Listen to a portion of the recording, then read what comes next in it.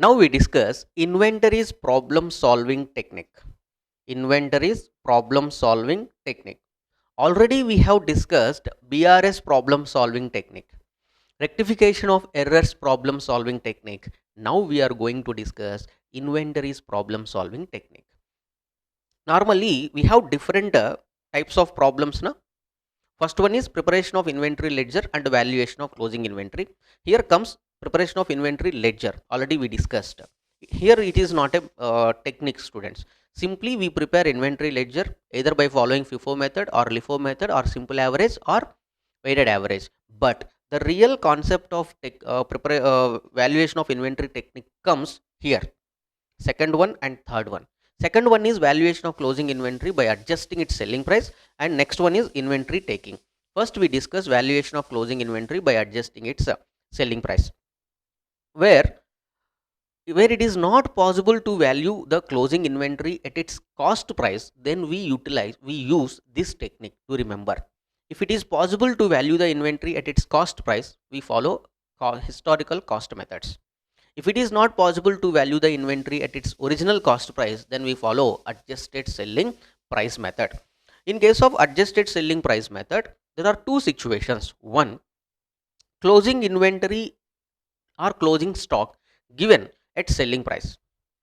We discussed already, closing inventory physically we can count, or the system shows, the computer shows closing inventory as on so and so date. If you follow perpetual inventory system, perpetual inventory record system, if you follow this, then the system shows how much quantity left, what is the selling price of the goods, what is the selling price of the goods. This is closing stock given at, sometimes closing stock is given in the problem itself, but at what price? Selling price. We have to value the closing stock at what price? Cost price. But here the closing stock is at selling price. Then what is the approach we follow? Next, look at the problem that sometimes they will not give you closing stock information. They will not discuss about closing stock. Look at, closing stock information is not given. In that case, what is the approach we have to follow? There are two approaches, students. First approach, calculation of closing inventory when closing stock information is given. Now tell me, closing stock, we have closing stock at what price? Selling price. From the selling price consists two components. One is cost, another one is profit. From the selling price of inventory, if you eliminate profit, then automatically whatever the closing stock is in your hand, that is at what price? Cost price. This technique we follow here. Now take sale value of closing inventory minus gross profit included, or gross profit margin on the above inventory. Here the question comes, sir, how can we get gross profit margin? Sometimes the gross profit margin is given in the problem itself. Otherwise, you should calculate gross profit margin. The formula for calculation of gross profit margin is equal to gross profit divided by sales. Gross profit divided by sales. Here again the problem comes, sir, how do we get the information about gross profit? If you don't have any information about gross profit, then calculate. So gross profit is equal to, how can we calculate gross profit? Gross profit is nothing but the difference between selling price minus cost. Gross profit is nothing but what? Selling value, sales value minus cost of goods sold or cost value. Here what we do is, here we take total sales including closing inventory at selling price. This is very, very important. Here we take total sales. Total sales information is given in the problem. Means sales information is given in the problem, and closing stock is also given in the problem at selling price. Now, in that case, what we do is we assume that the closing stock also sold. We assume, it is just an assumption, that the closing stock also sold. In that case, the total sales comes after adding closing stock at selling price minus COGS. COGS nothing but opening stock plus purchases. Opening stock plus purchases. Here closing stock is zero now. Why? Because closing stock we assumed that sold. Even though you have closing stock, but what is our assumption? Closing stock, all closing stock sold. In that case, cost of goods sold is equal to opening stock plus purchases. If any expenses are given, add direct expenses. This approach you have to follow. Simple approach. Observe. First one, this is the direct calculation, sale value minus profit, then whatever the stock you have in hand, that is at cost price. If gross profit margin is not given, then calculate. For calculation of gross profit margin, what is the formula? Gross profit divided by sales. So for calculation of gross profit, then what is the formula? Total sales minus cost of goods sold. Means first you should calculate this one. First you should calculate this one. Second, you should calculate gross profit margin. And third one, you have to calculate this calculation. This is the problem solving technique. Simple. And this concept or this knowledge you can apply to illustration 6. Follow this one, follow this concept and apply the same concept to illustration 6. Observe carefully. Mrs. XYZ or in retail business, following information is obtained from their records. Okay, goods received from suppliers subject to trade discount, packaging, sales during the year, sales price of closing inventory. Means closing inventory is given, but at what price?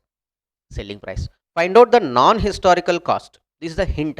Whether to follow historical or non-historical. This is the hint. Non-historical cost of inventories using adjusted selling price method.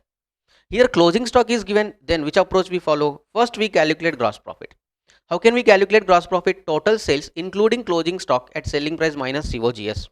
Yes or no? So here we calculated the same. Look at sales during the year, add closing stock, total selling value. What you have to deduct? COGS. COGS is nothing but opening stock plus purchases. In this problem, opening stock is not given. In this problem, opening stock is not given, but purchases are given. Purchases are given indirectly. How, sir? Here they said this is the value of purchase subject to trade discount and taxes.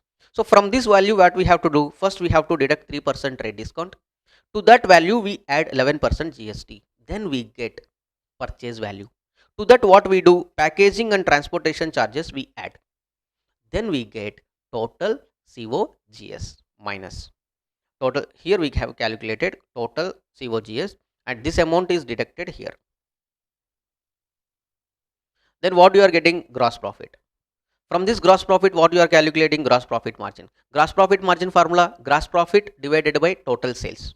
Sales includes closing inventory at selling price, and this percentage is applied on closing inventory at selling price. Look at selling price of inventory 2,35,000. On this you apply 28.909% minus. This is the gross profit and this is the closing inventory at cost price.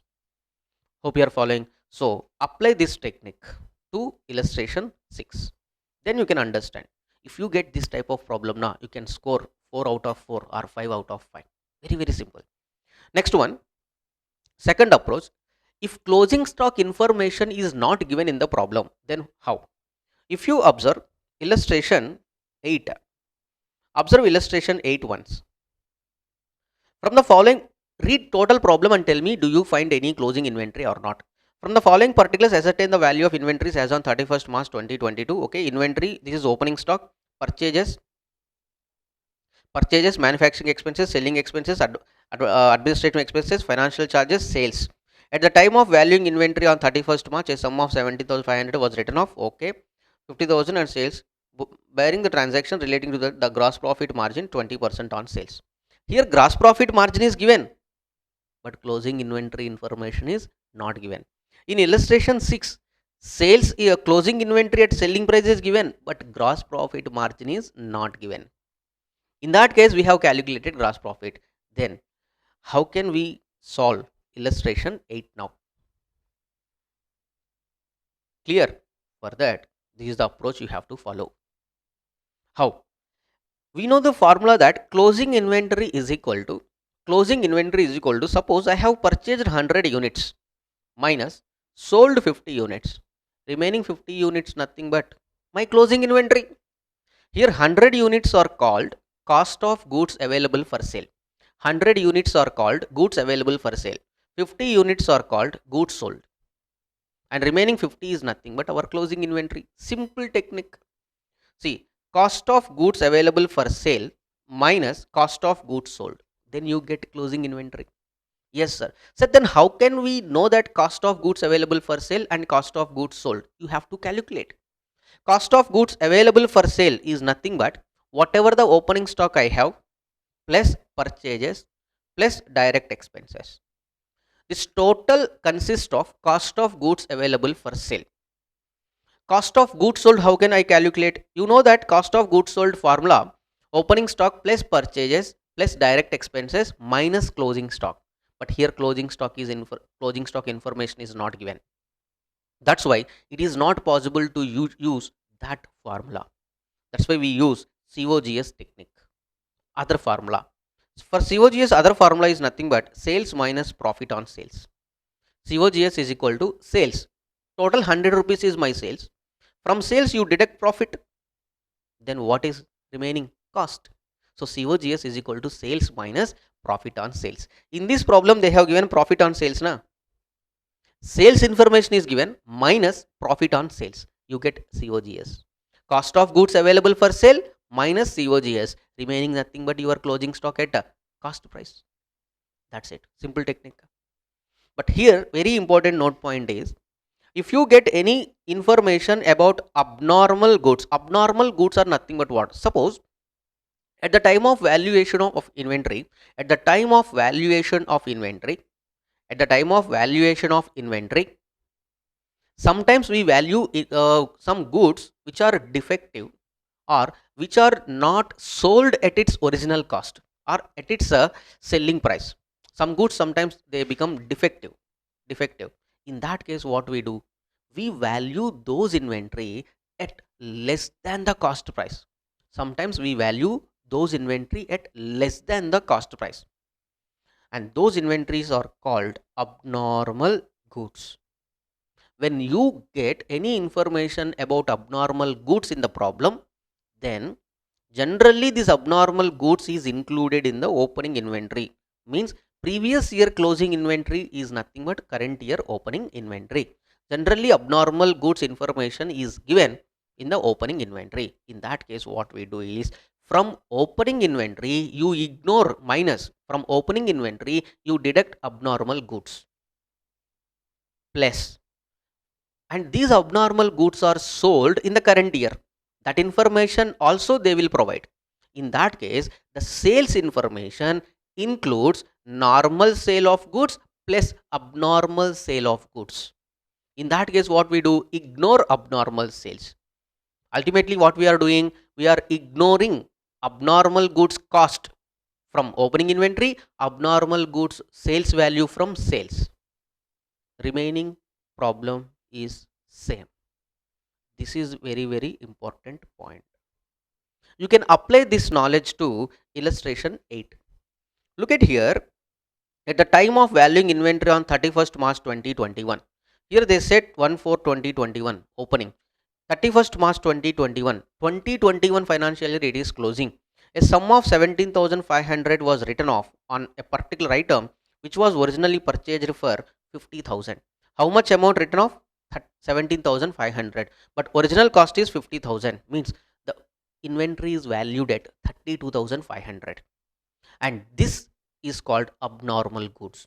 30. So 1,42,100 includes 32,500 abnormal goods. Ignore. Ignore. Immediately ignore. 1,42,500 minus 32,500. Ignore. Abnormal goods cost is ignored from cost opening stock, so that, and was sold during the year for 45,000.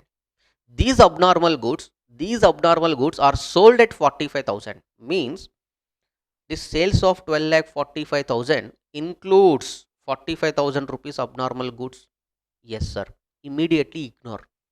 12,45,000 minus sale of abnormal item. Ignore. From opening stock, cost of abnormal item ignore. From sales, sale value of abnormal item ignore. This is simple technique. Remaining everything is same. Total sales 12,45,000 minus 45,000 is abnormal sales. Remaining sales are 12 lakh. This is selling value. Look at sales 12 lakh minus profit on sales. In the problem they said 20% is the profit on sales. 12 lakhs into 20%, 2,40,000. So deduct 2,40,000, you get COGS. This is cost of goods available for sale 10,22,500 cost of goods available for sale, and 9,60,000 is COGS. Remaining amount is nothing but closing inventory. This is very, very simple technique, students. Hope you understood this technique. Yes, you can follow this technique now. N number of problems based on adjusted selling price. Clear?